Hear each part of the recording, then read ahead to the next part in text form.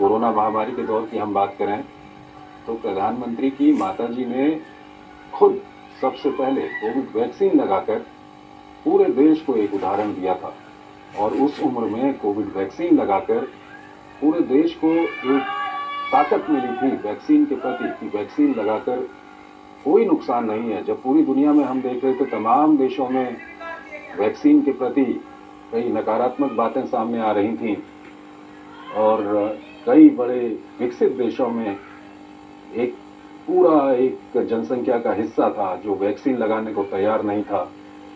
ऐसे समय में प्रधानमंत्री की 100 साल की माताजी ने आगे बढ़कर खुद वैक्सीन लगवाई और पूरे देश को एक उदाहरण प्रस्तुत किया। और उसके बाद जब हम बात करते हैं हाल के विधानसभा चुनाव की, तो हाल ही में विधानसभा चुनाव संपन्न हुए हैं गुजरात में और हमने देखा कि प्रधानमंत्री की माताजी खुद पोलिंग बूथ पर पहुंची थी, वहां पर जाकर उन्होंने वोटिंग की थी।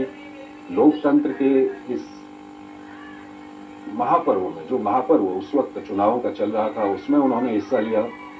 या हम बात करें नोटबंदी की, उस वक्त के भी कुछ दृश्य सामने आए थे कि किस तरह से लाइन लगी हुई थी नोटों को बदलने की और प्रधानमंत्री की माताजी भी उसमें सम्मिलित हुई थी।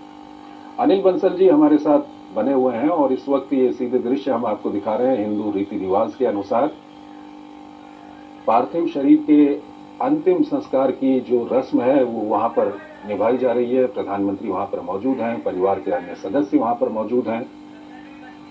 अनिल बंसल जी, सवाल ये है कि प्रधानमंत्री पद पर प्रधानमंत्री नरेंद्र मोदी हैं और ऐसे पद पर अगर परिवार के सदस्यों को कई तरह की सहूलियतें मिलती हैं, परिवार के सदस्य जो एक सामान्य परिवेश होता है उसमें कम ही देखने को मिलते हैं। लेकिन हम अगर देखते हैं प्रधानमंत्री के परिवार को, उनके भाइयों के परिवार को, उनके माताजी के जीवन को, तो कभी ये लगा नहीं कि वो प्रधानमंत्री की माताजी हैं या उनके परिवार वो प्रधानमंत्री का परिवार है।